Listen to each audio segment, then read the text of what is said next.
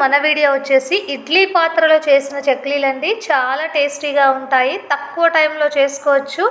ఎప్పుడు ఒకే రకం కాకుండా ఇలా కొత్తగా ట్రై చేశారంటే చాలా బాగుంటాయి. ఇవైతే నేను ఎలా చేశాను ఏంటో అని అయితే మనం వీడియోలోకి వెళ్ళి చూసేద్దాం. జార్ అయితే తీసుకొని ఇందులో ఒక 1/2 కప్పు వరకు మినపప్పు అయితే తీసుకోవాలండి. ఇవైతే గ్రైండ్ చేసుకోవాలి, మెత్తగా పౌడర్లా అయ్యేట్టు మిక్సీకి అయితే వేసుకున్నాం. చూడండి, ఇలా మెత్తగా అయితే గ్రైండ్ చేసుకోవాలి. ఇంకా అదేవిధంగా ఒక క్లాత్ అయితే, కాటన్ క్లాత్ అయితే తీసుకోవాలండి. ఇందులో ఈ మినపప్పు పౌడర్ని అయితే మొత్తం అంతా ఇలా వేసుకొని ఇడ్లీ కుక్కర్లో ఒక 10 మినిట్స్ అయితే ఉడికించుకుందాం. చూసారా, ఇలా మొత్తం అంతా ఒకసారి ఇలా అయితే మూత పెట్టేసుకొని ఇడ్లీ పాత్రలో పెట్టేసుకొని ఒక 5 మినిట్స్ అయితే ఉడికించుకోవాలండి. చూసారా, ఇలా ఇడ్లీ పాత్రలో ప్లేట్ అయితే పెట్టేసుకొని ఇదైతే ఇలా పెట్టేసుకొని ఒక 5 మినిట్స్ వరకు ఉడికించుకుందాం. చూడండి, ఒక 5 మినిట్స్కి అయితే ఇలా బాగా ఉడికింటుంది. చేత్తో అయితే ఇలా తీసేసుకోవడం. చూడండి, ఒక 5 మినిట్స్ అయితే ఇలా ఉడికించుకున్నామంటే మనకు పిండి అనేది కొద్దిగా ఇలా డ్రై అయి ఉంటుంది. ఇంకా ఒకసారి ఒక బౌల్ అయితే తీసుకోవడమే. ఇంకా ఈ బౌల్ అయితే తీసుకొని ఇందులో ఈ మనం ఉడికించుకున్న ఈ పౌడర్ ఫస్ట్ అయితే మినపప్పు పౌడర్ అయితే వేసుకోవాలి. చూడండి, ఇలా చెక్లీలు చేశారంటే చాలా బాగుంటాయి. ఒక్కసారి తిన్నారంటే ఎప్పుడు ఒకే రకం కాకుండా ఇలా కొత్తగా ట్రై చేయండి. ఇంకా మొత్తం అంతా దీన్ని అయితే ఫస్ట్ పొడిగా చేసుకోవాలి. మనకు గడ్డలు గడ్డలుగా ఉంటుంది కదా, నైస్గా వచ్చేలాగా ఇలా మొత్తం అంతా ఒకసారి ఇలా పొడిగా చేసుకోవడమే. అదేవిధంగా ఒక 2 కప్పుల వరకు బియ్యపిండి అయితే వేసుకోవడమే. చూసారా, ఇలా 2 కప్పుల వరకు బియ్యపిండి వేసాను. ఒకసారి బాగా మిక్స్ చేసుకుందాం.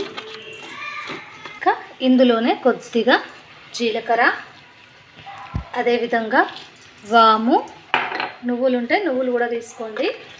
ఇంకా అదేవిధంగా రుచికి సరిపడా సాల్ట్, కొద్దిగా కారం అయితే వేసుకోవాలండి. రుచికి సరిపడా కొద్దిగా సాల్ట్ అయితే, కారం అయితే వేసుకోవాలి.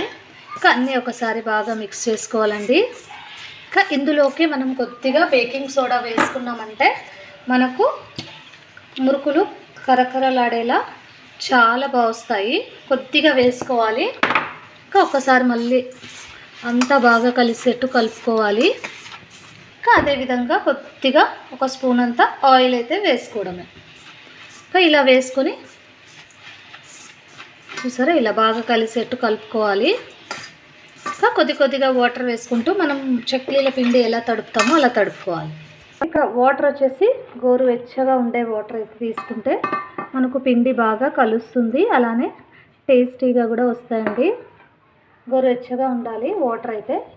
కొద్దిగా వేసుకుంటూ మనం గట్టిగానే తడుపుకోవాలి. హోటల్ స్టైల్ బయట కొనే చెక్లీలలాగా ఇంట్లోనే సింపుల్గా హెల్తీగా చేసి పెట్టచ్చండి.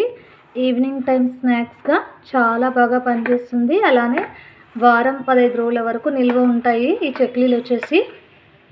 చూడండి, పిండి అయితే కొద్దిగా గట్టిగానే తడుపుకోవాలి. ఇక చివరిగా కొద్దిగా ఆయిల్ అయితే వేసుకొని మొత్తం అంతా చేతికి అంటకుండా సాఫ్ట్గా ఇలా చేసుకోవాలి. సరే, చూడండి, ఇలా బాగా కలిపి ఇలా ఉంటుంది.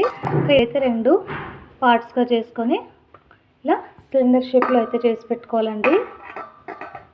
ఇంకా మురుకుల గొట్టం అయితే తీసుకొని ఇందులో ఫస్ట్ ఆయిల్ అయితే మొత్తం అంతా వేసుకోవాలి. ఇలా మొత్తం రాసుకుంటే మనకు అంటకుండా ఈజీగా వచ్చేస్తాయి.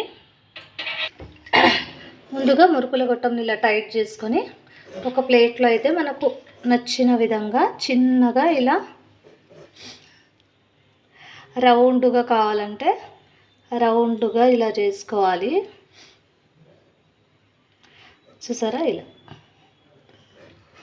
ఇంకా అదేవిధంగా మరిన్ని కూడా ఇలానే మొత్తం అన్నీ అయితే చేసుకోవాలి.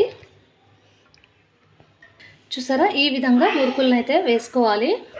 ముందుగా ఒక కళాయి అయితే తీసుకొని ఆయిల్ అయితే వేసుకొని ఇవి డీప్ ఫ్రైకి సరిపడా వేసుకోవాలండి.